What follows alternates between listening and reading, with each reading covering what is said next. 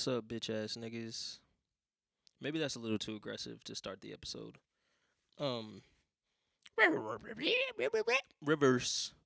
Welcome back to another episode of the Really Bad Podcast. I think we have to start off with addressing the elephant that I just threw in. Um, I gotta quit with the name Really Bad People. Um, so apparently there's somebody else who calls themselves the Really Bad People. They make trash ass fucking music. Well, they had their manager reach out essentially, or just their team reaching out saying that the name was going to have to go away uh, with my podcast or like face like legal repercussions and shit. Um, so we're just gonna shorten it by one word because clearly that's literally all I have to do to, you know, continue operating. Nothing else changes. I'll still be here till I'm 27. And the vibe is still the same, but it's fuck them people. One, because they white, so that's racist that they would do that to me. And two, because like, why you gotta be a dick? Like, they said it was something about like branding, and people would get confused, and people would start associating. Da, da, da, da, da. They probably watched the podcast, so shout out to them for at least watching. Cause boy, oh boy, it definitely would have fucked up your ratings and fucked up everything that they had going on. Cause your boy was saying some crazy shit. But that's neither here nor there. So now we're just a really bad podcast. What's been going on with me? Quick life update. Still short. Still dealing with GERD. Uh, still being a piece of shit. So nothing really changes ever with me. I'm not really one to grow, clearly, but don't really fuck with growth. I have been noticing recently. A lot of people unfollowed me and are now just following me back. I don't know what I did to these people. A couple of them was women too. That was kind of weird. So, for those women's, why you doing that? And then one girl, I tried to get on the podcast. She keep just randomly hitting me up. Like, go 6 weeks without saying something, responding back to, "Do you want to be on the potty?" And it's just weird. And she's like, "Oh, I fell off the face of the earth." I think she thought we were talking. I think she thought like I was trying to like rekindle something, which is a little fucked up. Especially since like the last episode or the episode before last was my ex-girlfriend. So it was like, come on, man. Chill out. Clearly still got unresolved feelings there. Not really. We actually just had dinner and that shit did not go good. Cause your boy, you know what I mean? So sorry for putting your business out there, shorty. And for all the people that was DMing me asking for her name and her socials, y'all weird, bro. Not really though. It's fair game. But today's episode is just gonna be dedicated because my emails were flooded by 4 people. But we got some really bad advice. So cue intro song. Really bad advice. Really bad advice. So this is really bad advice with the Really Bad Podcast.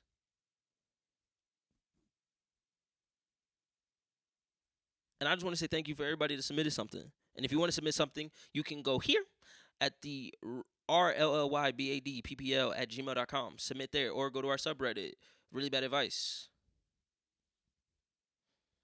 Or just DM me. Or don't, because I reserve that for the house. So I got a few, and then we're going to get up out of here. You know what I mean? Because I have to take a really big shit. Oh, really quick. Accidentally went to one of them non-gender specific bathrooms at this one coffee shop that I stopped in just so I could go pee. And the sounds this woman was making in the stall next to me lets me know that that's why women don't want us in there, because they be shitting. This whole time I didn't know women's was shitting, but this girl was man, this woman was shitting.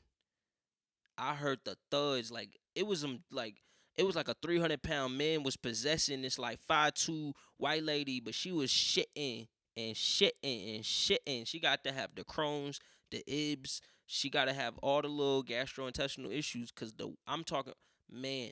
I know that toilet bowl looked like a fucking Jackson Pollock painting, just splatters.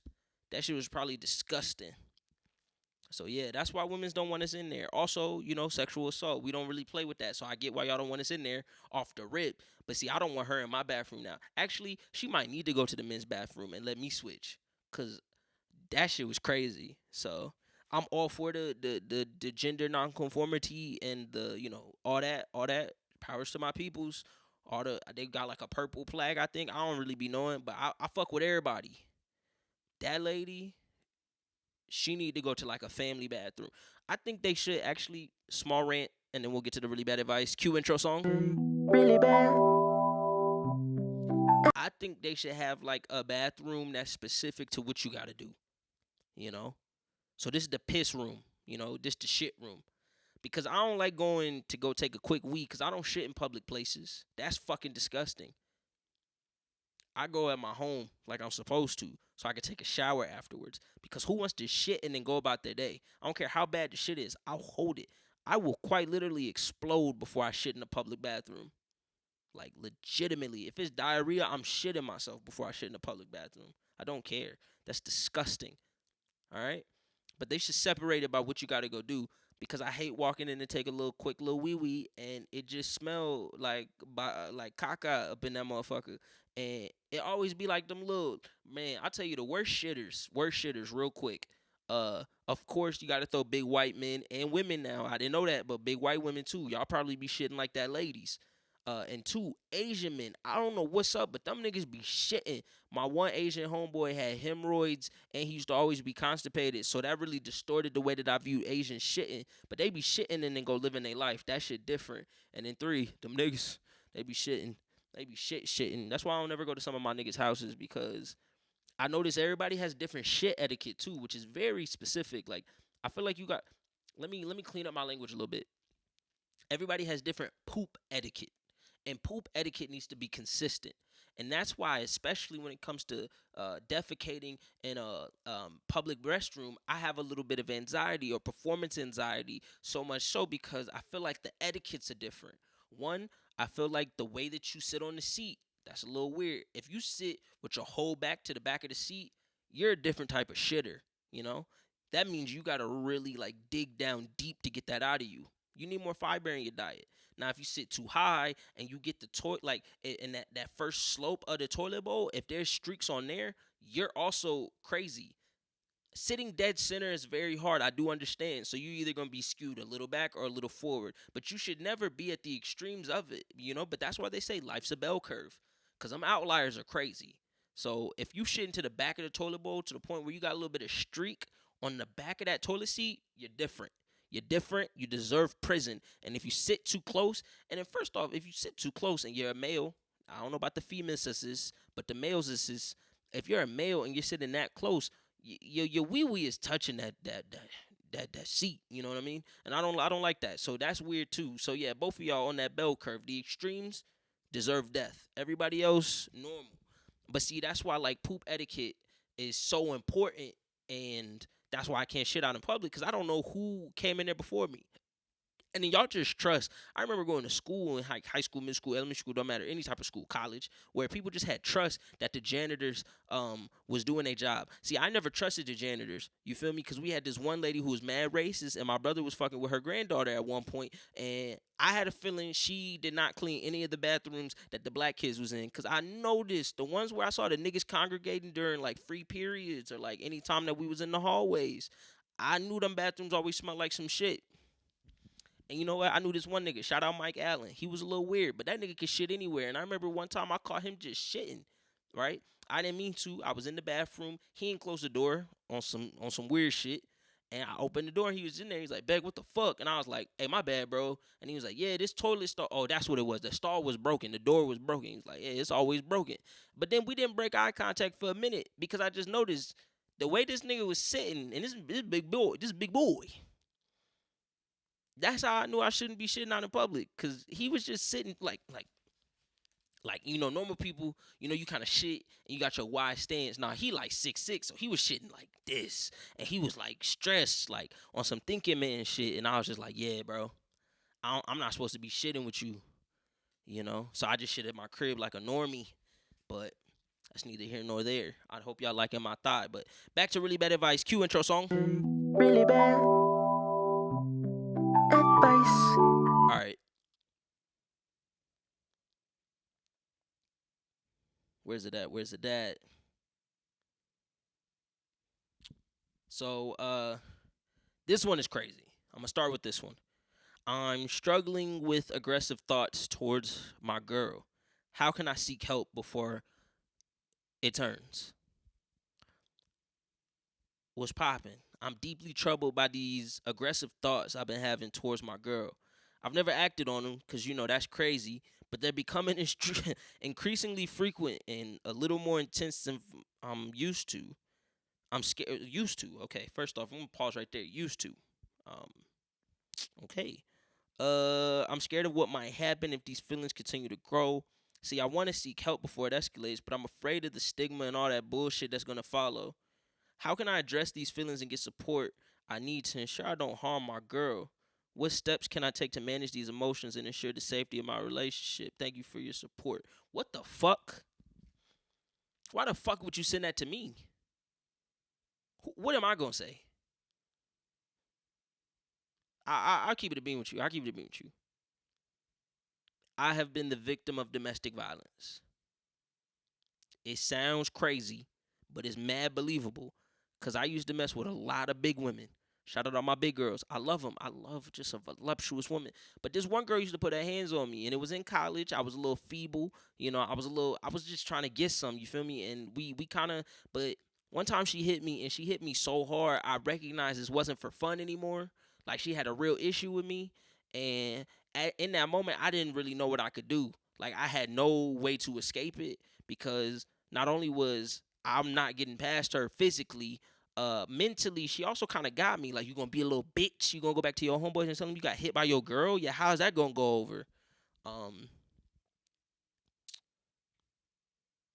I don't know how this helps your situation because you want to be that person.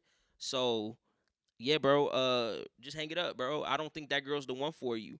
Why don't hit me up again, actually? So please, like, that's crazy. You texted this saying that you was gonna hit your girl, like saying how to what'd you say? You said some dumb shit. Uh, increasingly frequent. Like what the fuck? The fuck? It's frequent that you man. Yeah, bro. Y'all different. Y'all different. All right. Let's go to another one, cause man, I cheated on my girl. Should I confess or keep it a secret? All right. Read the title. All I needed to hear. Keep that shit a secret unless it gets better. I fucked up and cheated on my girl. Doing a little rough patch. I'm feeling like the world is on my shoulders with this shit, and I just want to come clean so I don't have to keep this shit a secret. I'm worried that confessing could irreparably damage our relationship. Okay, what's up with you talking all colloquially and then you want to put irreparably? Like, why would you do that to me? Got me thinking about what words I gotta say. But also can't stand the thought of continuing to lie about this. Side note, the girl was like a 4 and my girl's at least a 7. So that's really some bullshit and bad math on my part. I wasn't even drunk or high. Oh, but I was with the bros. Fair, fair, fair. How can I approach this in a way that considers both my partner's feelings and my own need for being honest with this shit? Appreciate it, big dog. I'm gonna give you a game plan real quick. Take a month and start mentioning a friend, right? Just be like, yo, this homeboy from yada yada yada yada. He just pulled back up. He just hit me up. Start doing that. This is your game plan. You let that go on for about 2-3 weeks, right? As that starts to build, be like, oh my God, why the fuck did he just get into a car accident? We was just about to chill. Oh my God, man, babe, I gotta go. Go do some shit for about 2-3 hours. Be around the hospital area if y'all share locations, right? Leave your phone in the car, go do something, Uber somewhere else, whatever you gotta do. Come back, be like, damn, be sad, be a little disgruntled. Embody the feeling that you feel of guilt and kind of just let that carry over into this conversation. Sit your girl down, be like, listen, blank, he didn't make it. I don't know what I'm gonna do. Like, I don't even cry. Walk away. Go in your car. Drive off. Have a whole little thing. Then come back a day later. If y'all live together, come back a little bit earlier than that so it's not too crazy. Come back a day later, do da da da da, whatever you got to do. Act like you took some time to process it. Now, during that time that you had to process it, you got to be like, yeah, his mom called. I called his mom, called his folks, and just like really like say what's up. They live in another state. Boom, great lie. Now that they live in another state, all you got to do is do the little whoop de whoop. Be like, listen, they're flying his body over there, yada yada yada. They're gonna drive his body. However, they're gonna get their body there. His funeral's gonna be held over there. I'm gonna go. She's gonna be like, oh my god, let me come with you. Be like, look, this is last minute. This is like, me and the bros are gonna go. It's something cool. Don't even worry about it. I just want to take this time and be with my friends. I don't want to have to put you through this. Yada yada yada. Give some good excuse. Hopefully this works because this is the most crucial part. If that works and she doesn't, she lets up and just lets you go, lets you grieve in peace. Then you can come back and be like, look, I cheated on you. I fucked up. I needed something. Yada yada yada. But now she's gonna have to weigh this: the death of a close friend. You cheating once. Meet them in the middle. She's gonna choose the lesser of two evils, which is you cheating. You hope. If not, you can always guilt trip her and gaslight her and call her selfish and narcissistic for breaking up with you when you had a moment of weakness. It addresses the rough patch in your relationship that you already admitted to. Just carry that over to another lie. Now, see, that's an easier lie to get over with because this friend never exists. You're not wishing death on a real person. And you also don't even got to worry about it because the cheating was already done. You already fucked up. So allow that guilt to leave, knowing that you didn't cheat the second time if you've already lied to this point. So if you carry a little lie in place of a big lie, the little lie will never feel as bad as the big lie. And the big lie is you were unfaithful. There you go. Voila. That's how you do it. All right. Man, why does everything about some hoes? This one said, my partner trying to convert me to some new religion. How do I handle this?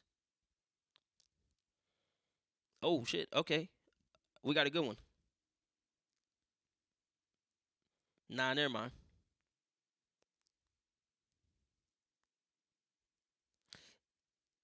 Yeah, I'm not going to do that one. I don't even want you to see yeah, that one was bad. Where we at? Where we at?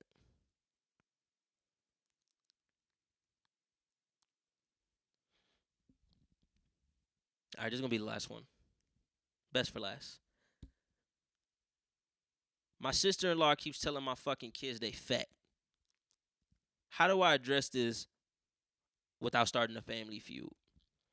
Listen, my kids are not skinny, but let me preface with just that they're still fucking kids.